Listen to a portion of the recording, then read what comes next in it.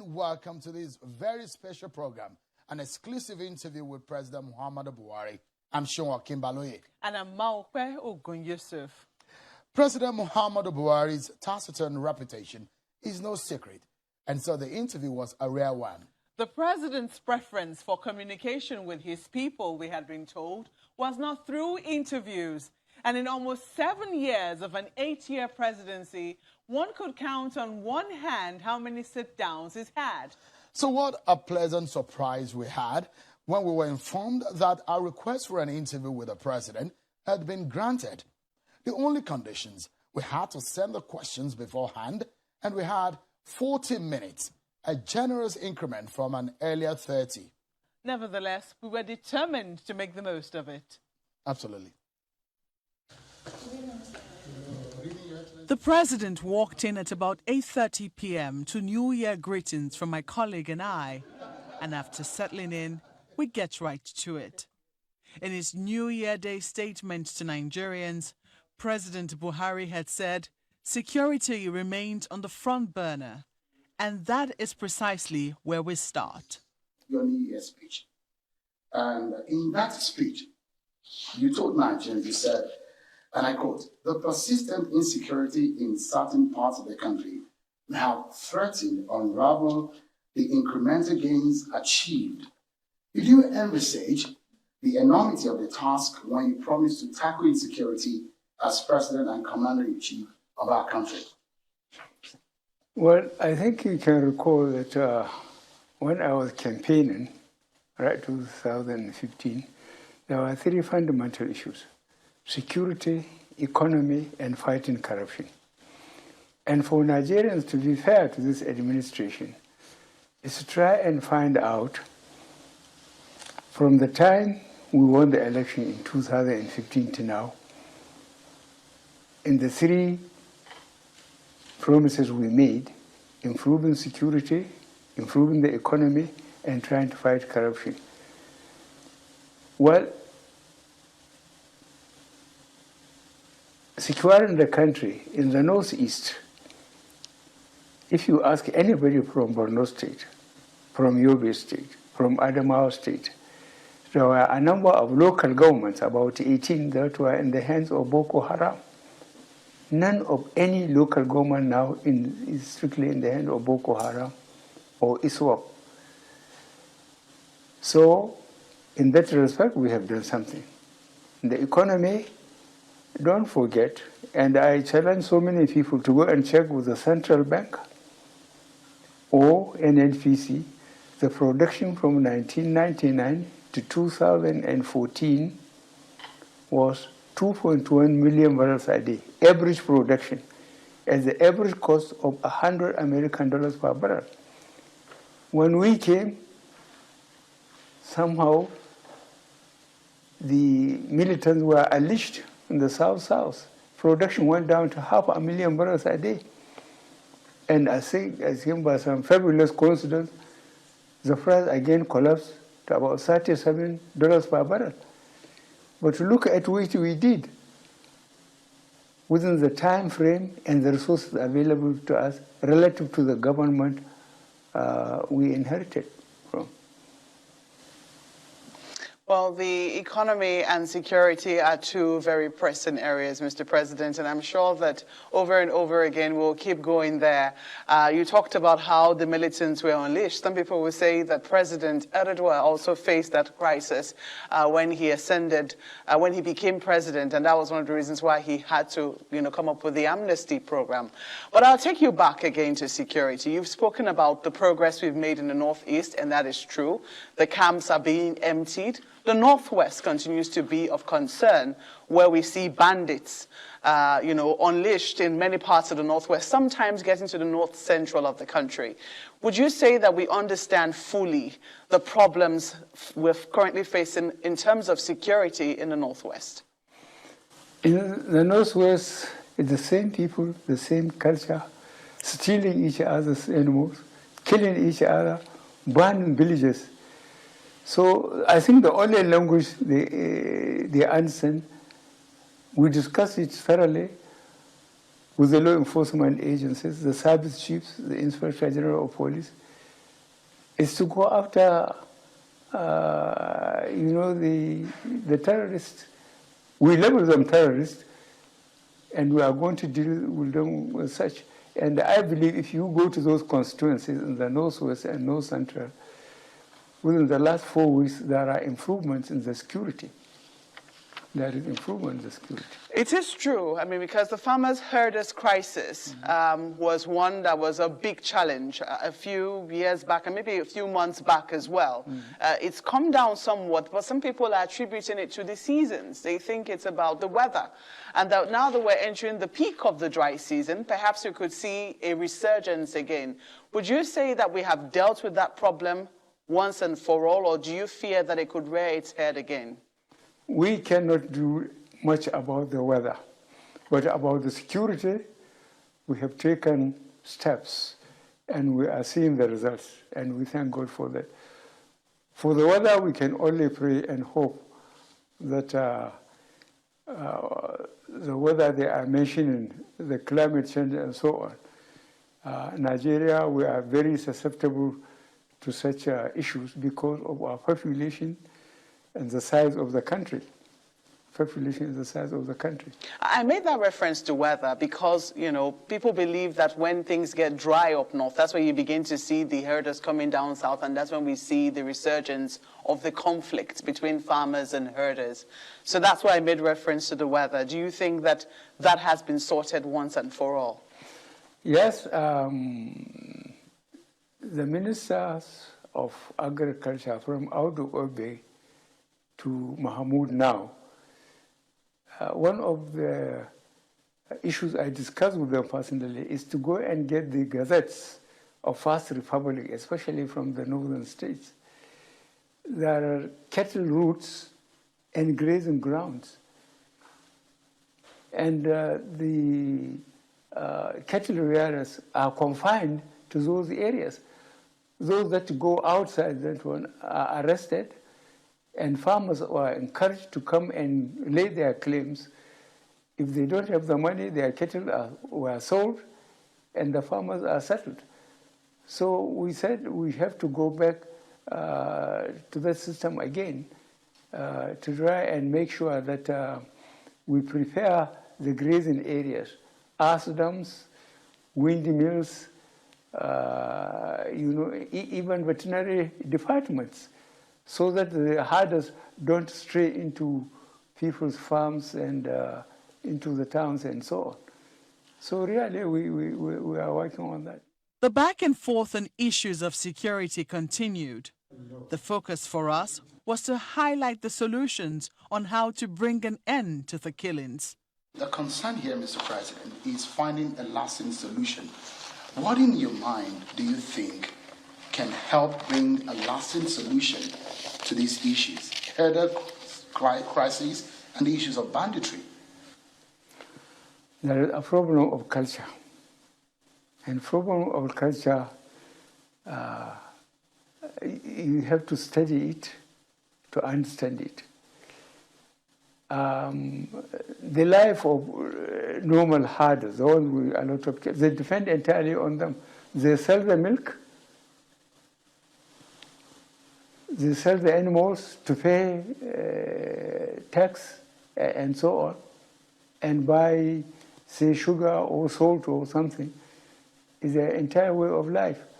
So if those cattle were taken away from them, they normally become very wild, because that's the only thing they know. It's a cultural problem. And the way we do it starts from bottom upwards. The leadership to make sure that the grazing areas and the water points are secure to them. They don't have to go through some people's farm to go to the water points. Once, say, you have got 50 cows. After eating grass, they will just head where to drink. If a governor, for example, suggested that we need to bomb these bandits in their forest, are you looking in that option, a full military assault on them? Because what is on the minds of an average person in the Northwest is to see a situation where these bandits are taken out totally. the kidnapping, the killings of innocent Nigerians in that region? Well, I told you what we have done. We met at least 4 times with the service chiefs and other law enforcement agencies. Each meeting taking at least 4 hours. We have discussed thoroughly what to do with the situation. Luckily, I have a military background from the civil war to now. So we discuss on what we understand, and we try to secure and make it safe for the leadership at communities level. Because it's very important, the best intelligence, you get it from the local leadership, because they know who is who in their areas of responsibilities. You have to talk to them. But you must make sure they are safe, because the bandits, or whatever you call them, they can be a source of insecurity to them or to their members of the family, and we are very conscious of that. But I ask you to please try and check within the last 6 weeks, and so there is an improvement in the Northwest and North Central. I probably want us to move, because of our time, to some other areas that are also very important. But, Mr. President, I'd like you to please answer to the concerns of those who have the belief that policing or security issues are majorly local. And we've seen state governments and regional governments also thinking in that direction. In the Southwest, they're talking about Motekun. In the Southeast, they're talking about BUHARI. And a lot of people are thinking about reformation of the police system, state policing. Do you think this is a possible solution to the insecurity in Nigeria? Well, you see, the role of traditional rulers must not be undermined, because in their areas, as I said, they know who is who, even by families, not even talk of individuals. So we have to revert to that system for us to have an effective security in the localities. For example, there were 2 governors that came to see me about problem, and I don't mind saying that the governors of Oyo State and the governor of this other state in Ondo, not Ondo, Oyo State and one other state. I said, because the herders were in their forests, but the animals were going into the neighboring farms and eat the crop. I said, as far as I know, the farmers and the herders have been coexisting in Nigeria. Let them go and ask the local leadership what has gone wrong, why the break in communication between the local leadership and the herders that come on seasonal basis, the route they follow, the forest they confine themselves to. Why are they now extending into the farms of people? I just sent them back, because these things haven't been happening this year or last year or 10 years ago. For generations, people have been living like that. So the state policing is not an option? No, state police is not an option. Now, find out now the relationship between local government and the governors. Are they getting, in the third tier of government, are they getting what they are supposed to get constitutionally? Are they getting it? Try and see those people from local government that have confidence in you to tell you the truth, the fighting between local government and the governors. I think it's fair for us to go into the economy. It is indeed, Sean. Let's, Mr. President, you know, you performed a few activities. Well, a lot of people thought you're going to be winding down for the holidays, and we're thinking that perhaps the budget might not be signed again. Maybe we'll have to wait till January, especially because of the implementation of the the signing of the Electoral Act, which was sent back to the National Assembly, non-assented to. We thought that that was not going to happen, but there was a surprise package. You signed the 2022 budget into law, but you had very strong reservations about it. And you did not mince words in saying how you felt about that. I mean, provisions for as many as 10,733 projects were reduced, while 6,576 new projects were introduced into the budget by the National Assembly. Those are some of the things that you, some of the objections which you raised. Do you fear that the budget might not be able to achieve its purpose? No, not at all. My confidence that we can successfully implement the budget was because in both houses, our party is leading. It's APC party, and the leadership. Look at the Senate President. He was in the House of Representatives, I think, 2 times or 3 times. Before he went to the Senate, he read for PhD. Look at Femi Fajamila. I was watching on the television when he was an ordinary member. He was always on his feet, fighting for the party and the system we believed in. So really, I consider myself lucky. My party, under competent leadership, are both leading in the Senate and the House of Representatives. That's why you don't hear much about me. I allow them to do all the things because I can't go against my party, and I can't go against people I have absolute confidence in. I know they are doing their best. So you do not think that the objections which you have raised is going to raise any friction between the executive arm and the legislature? No, it wouldn't. The legislature is amazing me. If you could recall, about 60% of them didn't come back. Can't they think of what is happening in their constituencies?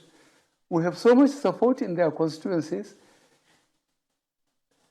Their predecessors made the mistake and they haven't come back. They have lost their jobs, and maybe they have lost their names. So they have to be very careful. Indeed. Maybe that's why they're asking for direct primaries, which you have told them roundly you're not going to support. No, I'm not going to support. Personally, I don't support direct primaries because I want people to be given a choice. You can't give them one option and you think that you are being democratic. Let them have the three options. The 3 options. I thought there were only 2, direct and indirect. No, there is a consensus. There are 3 options. Which is your favorite? Because you, as president, when you were coming at the very first time as the presidential candidate of the APC, direct primaries was what your party went with. Why are you now saying that, you know, there has to be 3 options when you know that that's perhaps the one that would have favored you the most at the time when you were coming in, the fairest option, so to speak? I would expect you to have asked me, how did we overthrow the PDP? And that explanation would have come with your answer. You remember, if you recall, ACN, ABGA, ANPP, CPC, and another party, we came together. PDP was so overconfident that they thought they would rule Nigeria up to the end of time. But the opposition, we came together, we overthrew them. They overthrew them because you were able to emerge as the presidential candidate of your party. And that was because of direct primaries. No, not as a result of direct. It's as a result of the opposition coming together and fighting the sitting party, the PDP. It's because we agreed to come together. As I told you, 4 or 5 parties. Mr. President, do you think that you would have had a fighting chance if your party at that time had adopted indirect primaries? whichever we look at it, the fact that we came together is what gave us the success we had. If we didn't come together, the four or five parties wouldn't have defeated the PDP. And they thought we would never, as opposition, get together. And that was the mistake they made. That's why they lost. I was going to say, Mr. President, should the National Assembly come back with the bill and they edit out what you don't like, would you still sign it? I don't think I told them what I don't like. All I said, there should be options. We must not insist that it has to be direct. It should be consensus and indirect. So if they do that, would you sign it? Yes, I will. I will sign. All I would like is that there should be options. You can't dictate to people, and you said you are doing democracy. Allow them, other options, so that they can make a choice. A constituency can come together and they say, okay, we pick Mr. A. Let me take you back to the issue of the economy. And I would like to know, Your Excellency, what kind of economy do you think you want to bequeath to Nigerians? Well, the economy is free economy. And what is free economy? You allow people,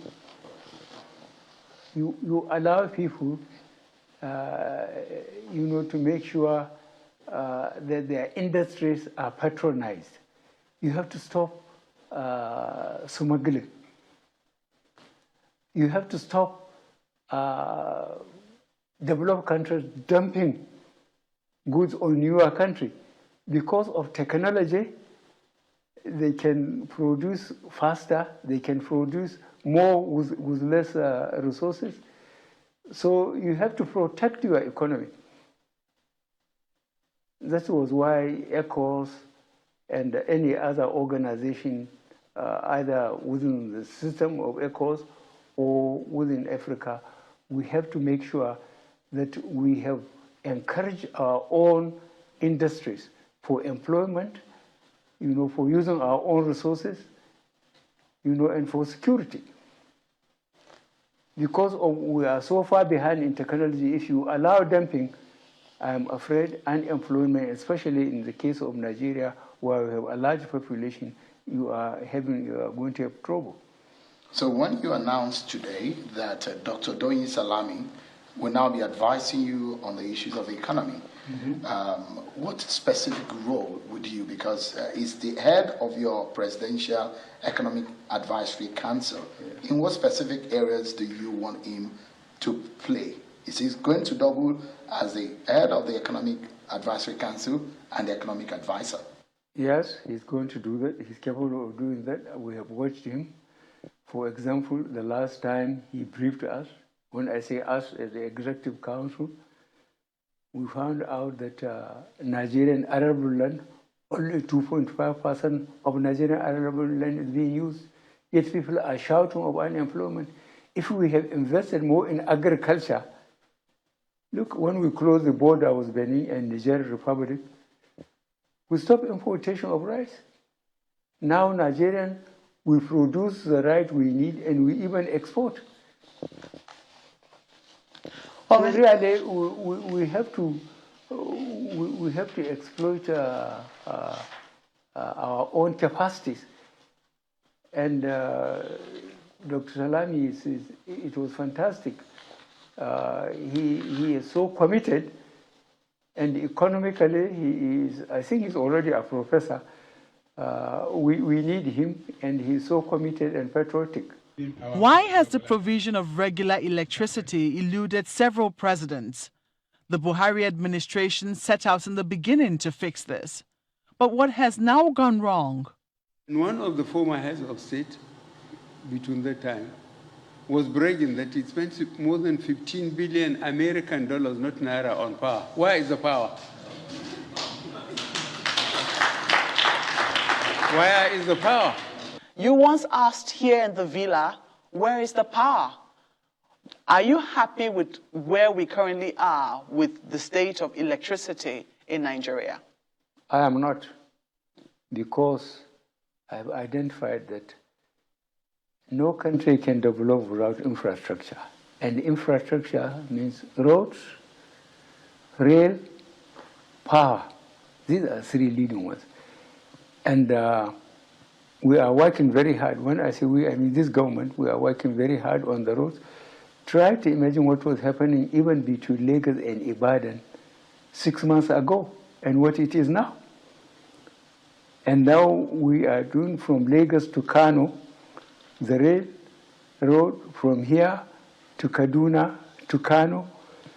So we have to have that infrastructure right.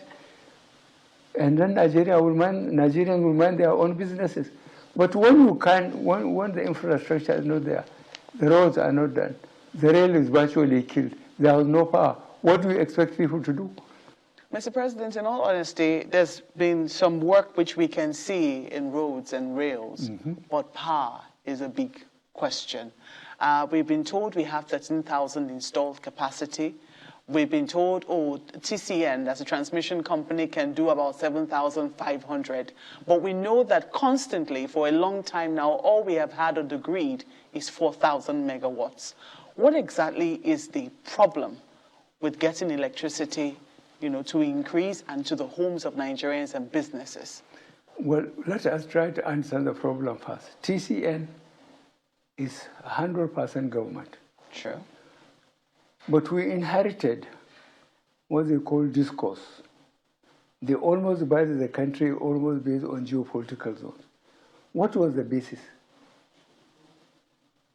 I still couldn't find it. The people that own them, who are they? They are not electrical engineers. They don't have money. It's just a political favor.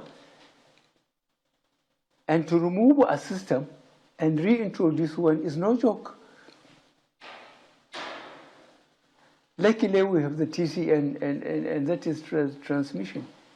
And if we can get our technology right, with the plenty of sunlight we have, all we need are panels all over the place, and we cut the cost on transmission and the likelihood of sabotaging the lines and so on. You asked, we're still staying on the economy just for a few minutes. You announced an economic projection plan that of lifting 100 million Nigerians out of poverty in 10 years. Mr. President, where are we on that? How many people have been lifted out of poverty so far? I can't tell you offhand, but I am telling you that we are acutely aware that Nigerian population 35 years and below are the majority. And they don't care how government is going to make it, let them get job for them. But I've just told you that land, only 2.5% of the arable land is being cultivated. So we are going to turn our attention for the time remaining for us to agriculture, but clearing land, machinery, and so on.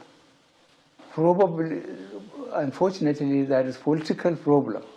In the South, there is problem of land ownership.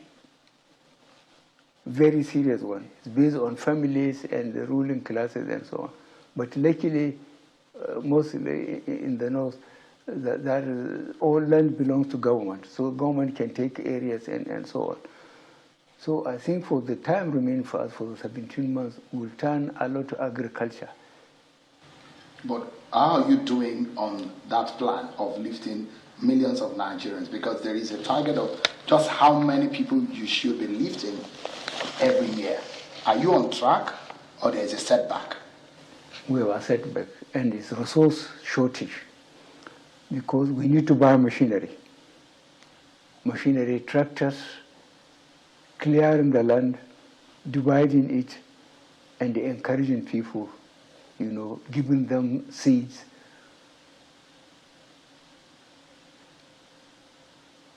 And fertilizers. And that costs money. There are a lot of Nigerians, millions of them, who might be watching this interview right now, Mr. President. I know a lot of them might be wondering just how well you understand their sufferings. the number of people who cannot put food on their tables, who are not even sure where the next meal will be coming from. How much of these pains would you say you are aware of? I'm absolutely aware of it. But as I said, look at the vastness of Nigeria. Only 2.5% of the arable land is being used. We realize it's rather too late, but we have to go back to the land. So we imagine that you'll be doing that very aggressively then. Well, we have started. Remember, people were depending on foreign rice before. Now we are exporting rice. We have made some progress, you know. The closing of the borders, 1,500 kilometers with Niger, and then the whole of Benin Republic for a couple of years, stopping importation of food. And Nigerians went back to the land, sufficient people went back to the land, and we are now adequately feeding ourselves. I think we made a lot of progress. How do you intend to encourage people? Because a lot of people will say that people were already, expanding. The CBN, through its Anchor Boras program, made some progress in that regard. But there have been fears for their lives. Security has discouraged many from going into farming. How do you intend to assure people that it will be okay for them to go back to the land? Well, as I said, we have so many meetings with the law enforcement agencies, and we are already being very hard on those criminals, and there is an improvement in the situation of security, especially in the Northwest, where I mentioned in the Northwest. Will it be sustained? It has to be sustained, because if everybody rush to the cities, what can we do? People have to be encouraged to go back to the land. We just have to encourage people to go back to the land. And doing that is to get machinery, clear the lands, provide fertilizer and seedlings. I'd like to take you up on the issue of the Chinese loans. During the course of your administration, Mr. President, the country has taken a significant number of Chinese loans. And there is a possibility that we might be seeing the nation taking more to fix and build the much needed infrastructure in the country. There are fears, though, in many quarters with these loans that the nation Nigeria might be being plunged into a debt trap. Are we? Well, we take debt where it is necessary. I told you now of something that I'm sure you know, what it used to be between Lagos and Ibadan alone, not to go to the rest of the country. But we got the Chinese to help us in the rail, in the roads. How can we turn that down? If we had turned that down, maybe between Lagos and Ibadan now we have to walk.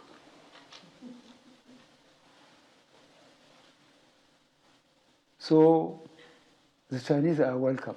Anybody that is prepared to come and help us our infrastructure, I told you, the roads, the rail, and power will be welcome. As much as I wanted us to move on from the economy, and when I was asking the question about the Chinese loans, one we wonder where the nation was when you took over office in 2015. Our debt stock at the time was about 12 trillion. Now it is about 32 trillion.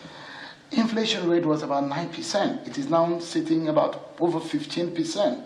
Unemployment rate was about 8.19%. It is now 33.28%. Exchange rate was about 197 naira to $1. It's way over 400 naira to $1. So people will look back, economically speaking, and say, look, before you took over office, some of these indicators were fair, and now the figures are not friendly at all. Well, I'm not sure how correct the calculations are, but all I know is that we have to allow people to get access to the farms. As I said, we just have to go back to the land. We have to go back to the land. What we have done so far, as I said, we have achieved some successes. And people ought to measure our successes vis-a-vis the problems when we started. You have given your figures as you calculated. But the important thing is this, that the farms that produce machinery and so on, tractors and so on, we have to build the infrastructure. And we have identified the infrastructure we need. We have to make the rail working. We have to make the roads. And if you have listened to the Minister of Works and Housing, how much of the roads we have built and rehabilitated, and how much of the rail we have done. And if you talk to the Minister of Transportation, the planned transportation from Lagos to Ibadan, then to the east, then from Port Harcourt to Maiduguri, and then from here to Kano, and even up to Niger. I think we need to appreciate what we have done with what we have within the time we have been here. Maybe in 2014 and so on, I told you from 2014 to back to 1999, how much we are earning. And the problem now, the petroleum industry is becoming more complicated and unreliable, let me put it that way. No doubt, the issue of Nnamdi Kanu and the indigenous people of Biafra, IPOB, could be a touchy one, and Igbo elders will be looking forward to an update on their meeting with the president. Yes, he obliges and gives a status report. Recently, you told a delegation of Southeast elders who visited you here in the villa that you would consider their request for the release of Nnamdi Kanu, the leader of the proscribed indigenous people of Biafra, IPOB. Do you have any update on that? There is one institution that I wouldn't dare interfere with, that is judiciary. Kanu's case is with the judiciary. But what I wonder is when Kanu was safely in Europe, abusing this administration and mentioning too many things, I never thought really he wanted to voluntarily come and defend himself on the accusation he has. So we are giving him an opportunity to defend himself in our system, not to be abusing us from Europe, as if he was not a Nigerian. Let him come here with us and then criticize us here. And then Nigerians know that I don't interfere with the judiciary. Let him be listened to. So but those who are saying that he should be released, no, we cannot release him. No possibility of a political solution? No, there is a possibility of political solution. If people behave themselves, all well and good. But you can't go to a foreign country and keep on sending incorrect economic and security problem against your country and thinking that you never have to account for what you have been doing. Let him account for what he has been doing. Mr. President, as we wind down now, I don't know, I think that sometimes you must sit and reflect about when you tried many times to be leader of this country and you succeeded on the fourth attempt. And I'm sure that you had your goals for this country when you ran for office, the many times you offered yourself. When you think and look at where Nigeria is and the way forward, do you fear for this country? Do you fear for our oneness and our unity?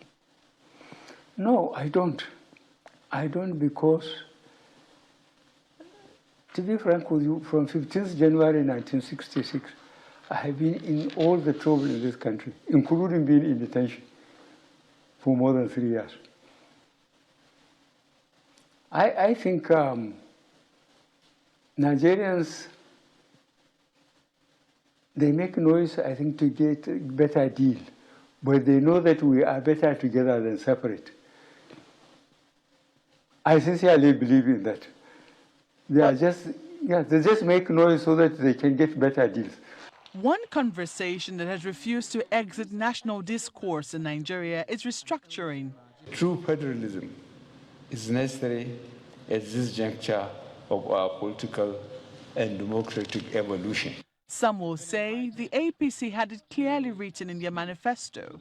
But what does President Buhari think about it? But there are those who believe that if we continue at this rate, we might not last together for much longer, that we need to restructure to truly achieve our potential. Do you see that argument? Those who talk of restructuring, I want them to define what do they mean in their own concept of restructuring. Do they want more states? If they want, look at the map of Nigeria. At whose expense? I was having a problem with people from Southeast. They said they wanted each geopolitical zone about 6 states they want. I say, okay, go and look at the map and see how many of the existing states will contribute to the other states. That was the end I heard about them. President. I mean, I'm just wondering, because of those who think that the federal government is too heavy, it's handling too many things. The states need more powers. They need to be able to unleash themselves. And that if we're able to empower the states and in turn empower the local governments, perhaps unemployment will not be at such a high level. Perhaps states will be a little more autonomous to handle a lot more things at their level. Do you consider that argument sometimes? I do, but I want to, you just mentioned it now, try and find out the relationship between the local governments and the states. Clearly, we had overshot the time allotted, and it was time to go, but not before we snuck in some poses, single words or phrases to which we requested one-liners. Mr. President, as we wrap up now, I'm just going to quickly get your immediate reaction to the following phrases. All we're going to ask you to do is that for these last words, which we will say, tell us what comes to mind, maybe in one sentence or two. And the first one is Nigeria's young people. Nigeria's? Nigeria's young people, the young people of Nigeria. What comes to your mind when you think of them? In one or two sentences. I wish when they go to school, when they work hard, when they earn the degree, they don't do it thinking that government must give them a job. You get educated because an educated person is certainly better than an educated one, even in identifying personal problems. So education is not just meant to hang on to government to give you a job, and what the colonials indoctrinated on, to have a car, to have a house, and to start work at 8 o'clock and close at 2 o'clock. No. All right. Another phrase is PDP. What comes to mind when you hear that word? PDP. Failure. What about Lagos-Ibadan Expressway? Well, look at it. Is it not on? Lagos-Ibadan. As I said, if we hadn't put the Chinese and get some people to work for us, you would have been walking that distance by now. Another one is the second Niger Bridge. Mm-hmm. Yes. What comes to mind when you hear that word? Well, go and ask the people in the Southeast. They are celebrating it before it is even completed, because it is giving them another route, to get to the other parts of the country.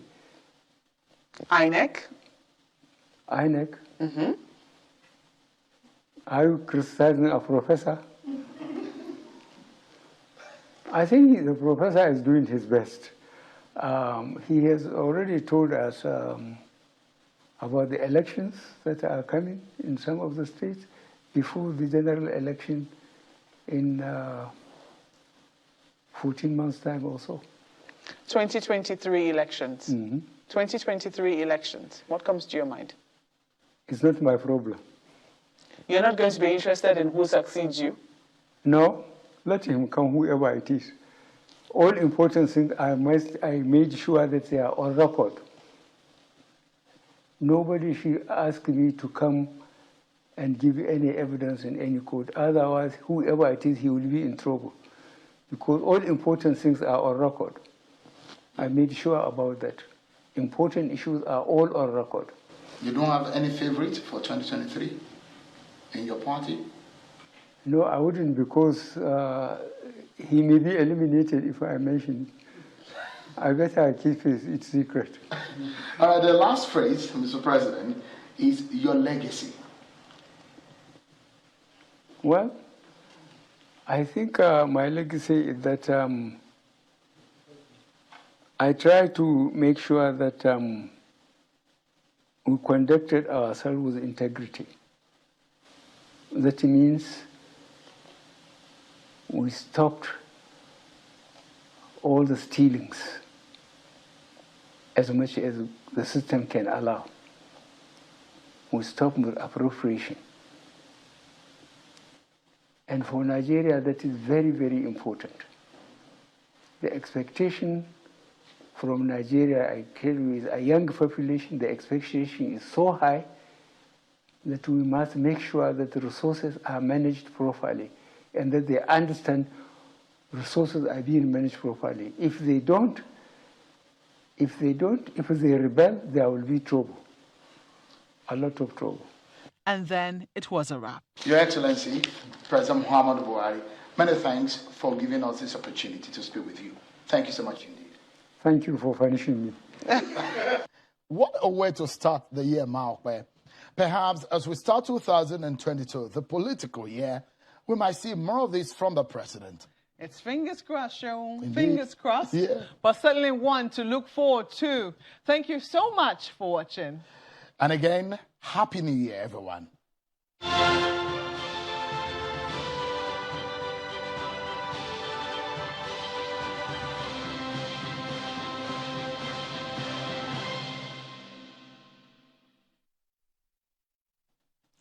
You've been watching our interview with President Muhammadu Buhari. Our anchors were Sheun Okimbaloye and Maokwe Ogun Yusuf. We'll now continue with our regular programming for the evening. So stay tuned. Stay connected to the world with Channels TV Podcast and get all the trending stories. Simply log on to channelstv.com. Click on podcast, select the program of your choice, and listen. Our podcast is available on Apple, Google, and Spotify. Tap the expertise you trust. Touch the stories that touch you. Anytime, anywhere. You know, a lot of billionaires are going to be here. Anything I forget, add it there. What else do I have but money? Thank you very much.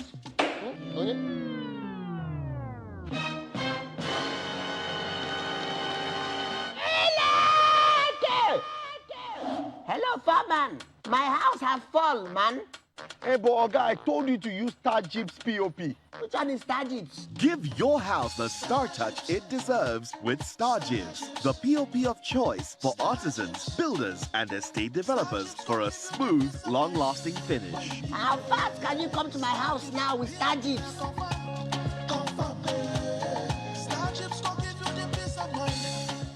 Good afternoon, sir. Please, I need a room to rent in your house. Okay, where do you work? I'm a nurse. That means you won't owe me rent. Congratulations, young lady.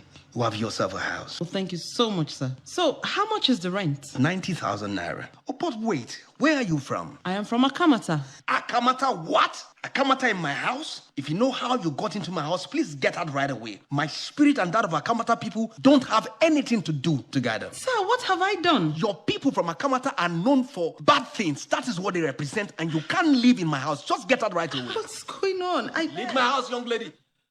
Yes, our differences extend to our languages, culture, food, and even belief. But we are bound together by the cord of love.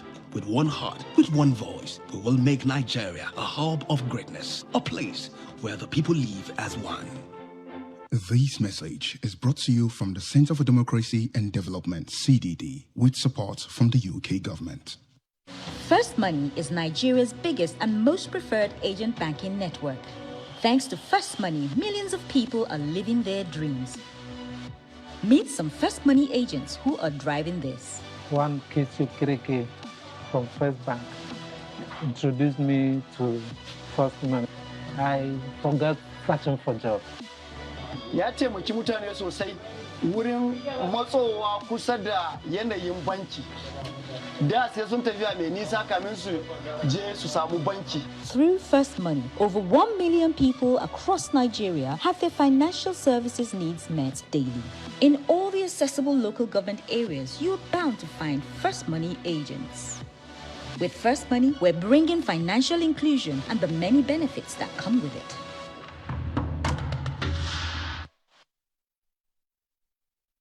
You first. First Bank. With subdued world economic outlook, coupled with trade tension and climate change, Africa is not insulated in all these, as globalization brings about interconnectivity of the world economy. On Business Incorporated, we answer those mind-boggling questions and dissect the issues as it affects you. That's not all. We also follow the numbers and what informs investor decisions in the global financial market. Every weekday at this time.